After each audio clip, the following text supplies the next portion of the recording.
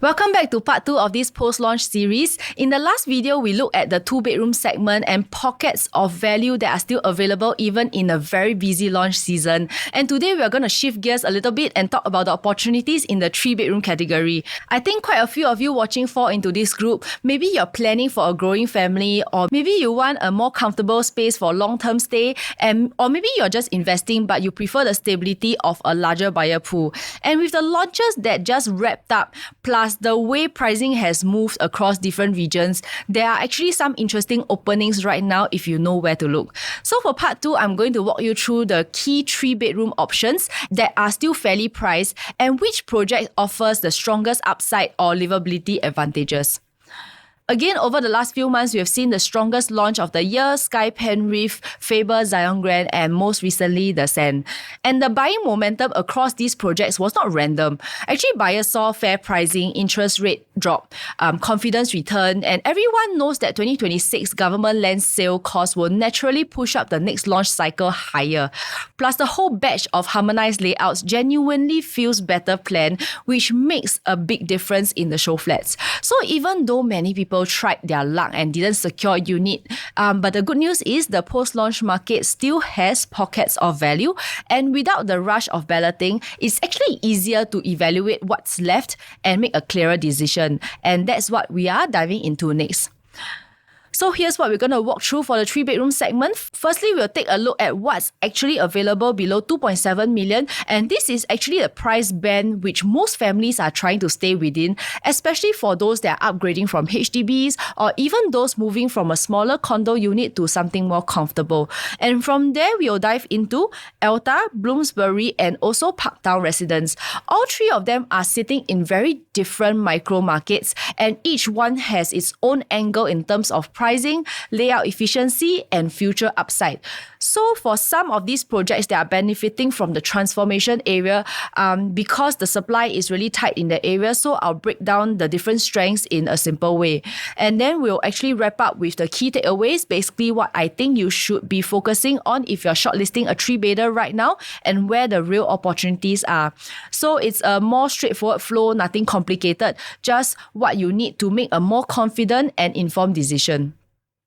So these are the available units under 2.7 million across the whole island for 3-bedders. Quite a wide spread actually for OCR, RCR, and even at the CBD fringe as well.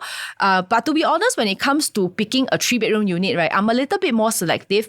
Most people who want to buy a 3-bedder, right, regardless whether it's for own stay or future resale value, they care about the same two things. Number one, is it genuinely livable from day to day? And second, will the future buyers feel the same way? I mean, a 3-bedroom isn't just 3 rooms on a floor plan. It needs proper circulation, sensible bedroom sizes, a functional kitchen, and ideally ventilation where it actually matters. If any of these fundamentals are missing, right, the layout may still look okay on paper, but you will feel like you start compromising the moment that you move in, and so will your next buyer. So for this video, I'm going to zoom in on the 3 projects that actually meet these livability basics and still offer a sensible entry price at this point in the market. Elta, Bloomsbury, and Parktown Residence. And each of them presents a very different kind of opportunity depending on your goals. So Clementi is one of the places where the demand story practically writes itself. It's home to some of the most consistent $1 million HDB transactions, not just like a one-off spike, but a whole belt of strong performance stretching from Clementi all the way to Queenstown and Redhill. And it sits on the middle of that very belt and is very, very active upgraders. And I've always believed in the strength of HDB upgraders, and they are one of the most reliable demand engines for the RCR projects. Most of them bought several years back and they built up substantial equity, and today they are very, very ready and very able to make their next move. And between 2025 to 2027, right, there will be 2,668 HDB units reaching their MOP, and that is a huge pool of potential upgraders entering the market over a very short window. And Elta would naturally become one of their key considerations. And if you look ahead, right, at who will drive the resale demand for Elta, I think the profile is actually quite clear. Upgraders who prefer to remain in the same mature town, families who want to stay close to NUS, Singapore Poly, SUSS, or parents who have already school-going children that is already enrolled in Clementi Zone primary schools, or maybe buyers who actually value convenience, food options, transport, and a familiar environment. And it's a very similar dynamic to what we saw at Penrith, a very strong take-up driven by heartland upgrader segment, which tends to be very stable, needs-based, and price resilient. And the financial capability is actually there. So basically, for a 4-room flat sold for around 1.3 million in the Clementi area, and the 5-room flat has hit 1.459 million, which means these sellers are walking away with healthy proceeds even after CPF refund, and many of them have more than enough to comfortably fund the down payment of a $3.2 million home without touching their savings at all. Just the cash proceeds alone can cover a large portion of it. Another thing to note is that when the Cross Island line completes, right, Clementi will become an interchange station, improving connectivity across the island and strengthening the appeal of the town even further for both upgraders and future buyers. And this is why the upgrader segment is such a strong demand engine, and Elta fits so naturally as their next step. So let's take a look at the resale benchmark in this area. A recent 3-bedroom unit at Park Clementi's 1,076 square feet sold for 2.818 million. And after harmonizing the size to 1,000 square feet, it works out to be about $2,818 per square foot. And just to give some context, right, the layout isn't the most spacious. I mean, bedroom 3 is quite tight. Once you add in a wardrobe, right, essentially you can realistically only put in a single bed. So even with these smaller bedroom portions, right, buyers are already paying close to $2,800 per square foot in today's market. By the time Elta reaches its TOP around 2028, Park Clementi's will be a 5-year-old resale project, and its prices will naturally guide how buyers access new launches nearby. And now when we compare that to Elta, we still have 3-bedroom units from 2.614 million, and for a brand new 3-bedroom in this location, that is a very comfortable and reasonable quantum, especially when you look at what buyers are already paying for in the resale market today. Now, moving on to Bloomsbury, I won't be repeating everything I covered in the 2-bedroom video, but the short version of this is One North is the strongest and most stable demand engines in Singapore. You got a large working population and a live-work-play environment that's already proven itself over the years.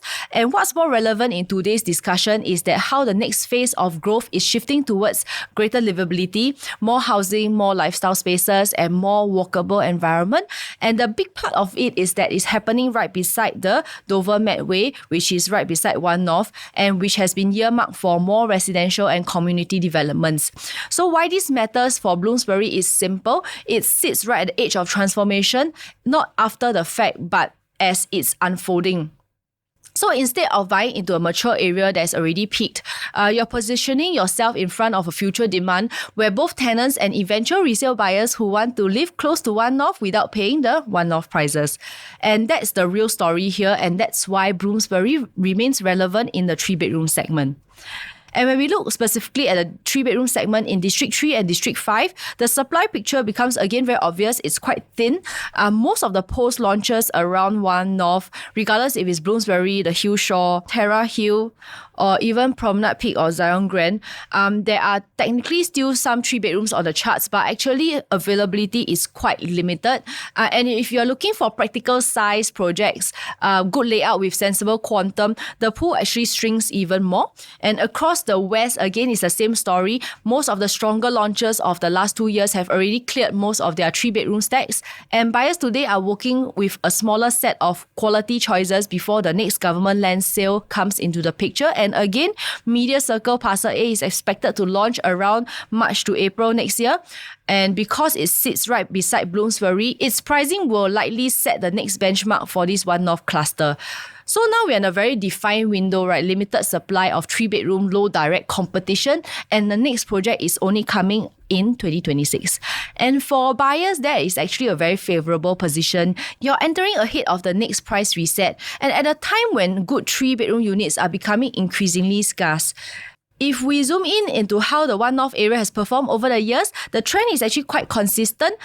Projects here, they don't just move, they grow steadily. So you can see multiple developments, One North Eden, Momentum Park, Rochester Residence, and One North Residence. They have positive price movements from their launch years to today.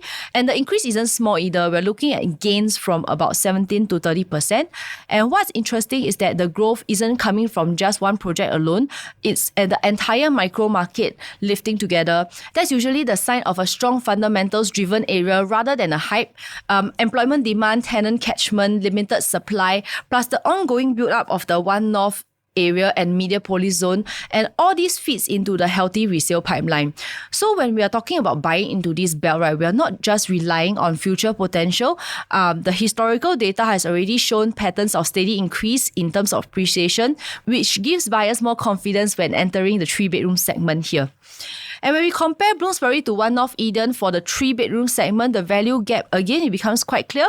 On the resale side, right, One North Eden's 3-bedroom unit, 947 square feet originally, but after we harmonize it, it will work out to be about 880 square feet. And the recent transaction of 2.25 to 2.29 million, which translates to about $2,600 per square foot on a harmonized basis. And when you actually put it next to the Bloomsbury available units, the contrast is quite telling.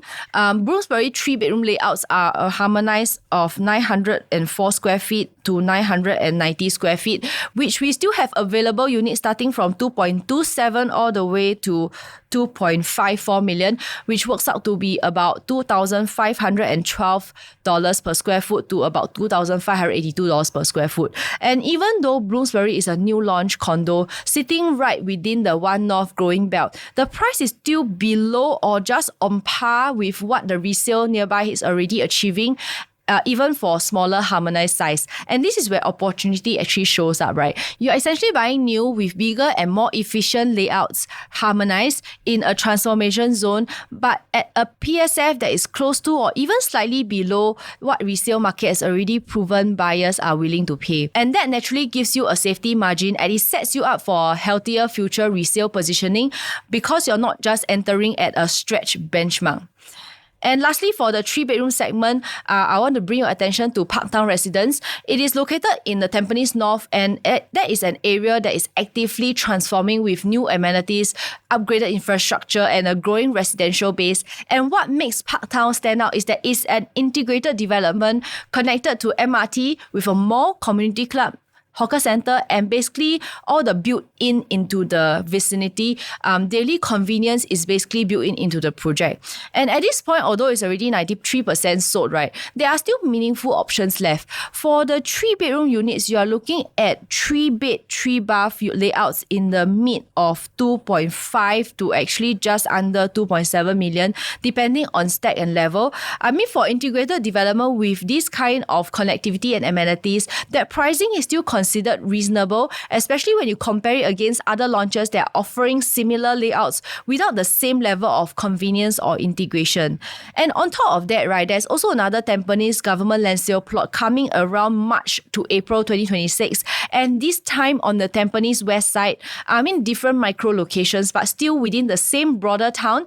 And based on break-even numbers, this is Parktown Residence of $1,661 per square foot, and we compare that to the upcoming launch of $1,823 per square foot, we will probably be looking at average prices of around $2,500 to $2,600 per square foot when it launches.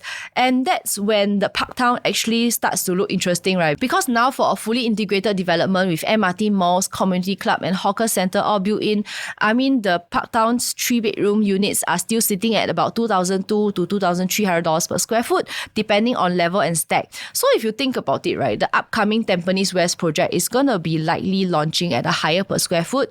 Parktown is already 93% sold and is the only integrated option available in the whole Tampines North Grove corridor.